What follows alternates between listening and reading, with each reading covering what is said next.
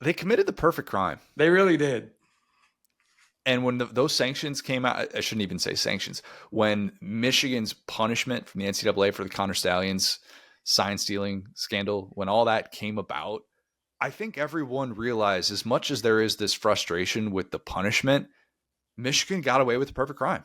Mm-hmm. Like they really did. And I'm not one of these people that's gonna say, well, the entire 23 season is just gone, because they still, like, people forget, all this stuff with Connor Stallions comes out in October, and then they had so much pressure on them to win. And if they had been accused of any future sign stealing, that is a tough, tough look. And I give them respect for being able, and those players for being able to withstand all of that.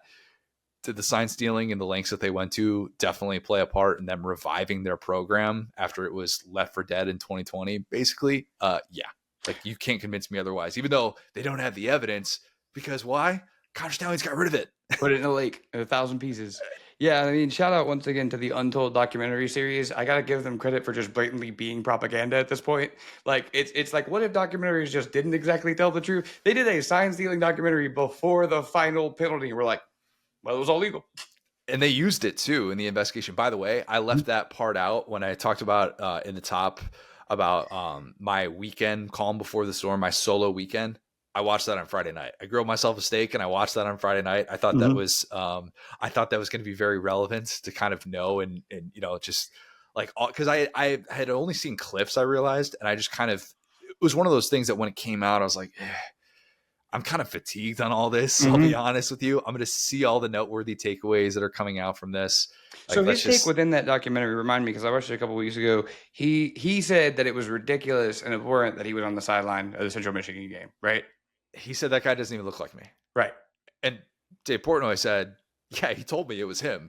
They found in the NCAA investigation, it was indeed him. That was maybe the biggest revelation that came out of all of this. But just think about it from this standpoint, Will. If you're a fan of a team and you know that the biggest punishment levied against your team after it wins a national championship with, not like, I hate to go down this road, but an off the field, the Jerry Sandusky scandal was an off the field NCAA violation that did not impact the quality of players that Penn State had. Right? We can. I'm not trying to, like, I'm saying from a competitive standpoint, an advantage from that. Correct. Yeah. This is gaining a competitive advantage, like what Michigan did. Mm-hmm. And if you were told that the worst thing that's going to happen to your university is that in an era in which all the rich people are paying for athletes legally, the rich people are just going to have to pay more money. Like, that's the biggest punishment. Oh, your head coach is going to get suspended for a few games. But by the way, it's not even your head coach that won a national championship, because he's off to the NFL, and you don't even really care that he's off to the NFL because he won you that title. He's still, Jim Harbaugh, considered a god by Michigan fans, who are like, hey, it's a witch hunt that he got this show cause penalty, even though, like, he very clearly knew about all this. Otherwise, why is Connor Stallions getting the game ball for beating Iowa? Right. That, like, why is all this stuff happening? He gave really firm handshakes that week. He was on that. And Michigan, like, people were blown away that Michigan's appealing this fine, which, the $20 million, that's the number that gets thrown out there, and then lawyer fees get added into this, and you're probably looking at $30 million of other people's money, the people that stole Bryce Underwood. Yep. I'm not saying that this money is just going to be able to come across in a day, but that's not what I'm going to concern myself with, is how the winningest program in the history of college football, based on total number of wins, which include when they were playing hardware stores, I'm not going to be concerned about how they're going to find ways to pay for it. Like, that's, if I'm being told I'm not going to a bowl game, I'm not going to a postseason or something like that, or I get national championship taken off the table and it's not even on the NCAA website anymore, okay, that's different. But the NCAA is trying to be like, hey, we've modernized. We're not doing that anymore. We're not going to punish people that weren't a part of it. Will, I threw this idea out there. It's just an idea. What if the NCAA had just said, in its very last attempt to show it is relevant, it understands the times, what if they said, we're not going to fine you, we're not going to take scholarships away, We're not going to take wins away. We're not going to like do what we did to Mizzou when Mizzou just had tutors take some tests and they're like, we're going to take away a bunch of wins because even though you self-reported this, that's the only thing we feel like we can do. What if the NCAA just said, you know, that Ohio State game that you're going to host next year, you're not going to get to play it. You've got to forfeit it. Yep. That's it. That's the only punishment. Yep. That's the only scenario in which everybody's probably saluting the NCAA. And Ohio State would be like, we'd love to not play Michigan ever again, actually. That would be great.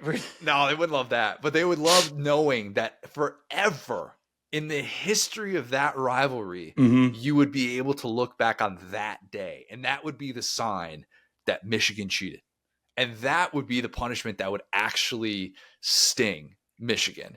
Money's not going to sting them. They're not going to care about that. But I would have loved to have seen something like that of like, yeah, you're just not going to play the Ohio State game. That's it. You can go to the postseason. If you still get into the playoff with not playing that, all right, fine. We'll let the selection committee kind of decide how that's going to impact your resume.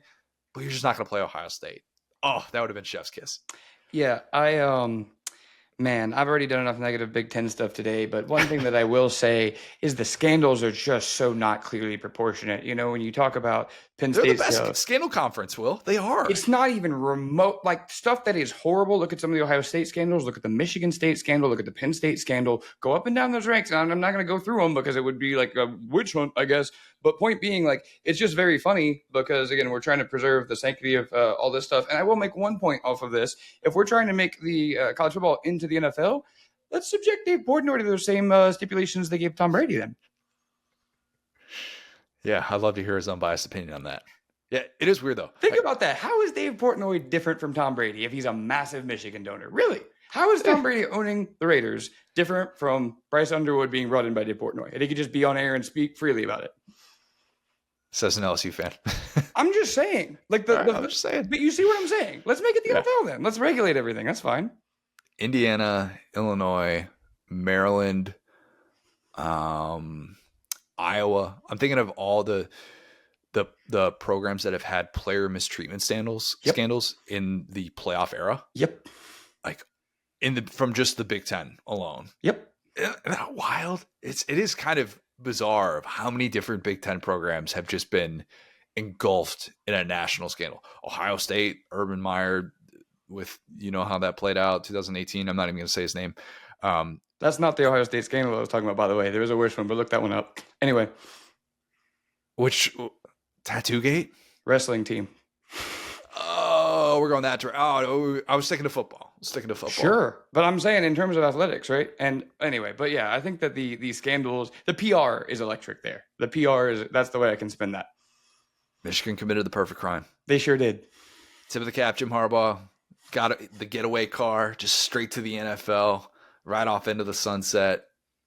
Look, you can hate it, but there are so many people that you can just continue to clown Michigan, which Michigan fans don't care about. Mm-hmm. Oh, you're not a Michigan man because you lied, cheated, stealed, whatever. Doesn't matter to them. They got their title. The NCAA acknowledges their title, and they got their pocketbooks hit. Oh no! How are they going to cover this? Wild.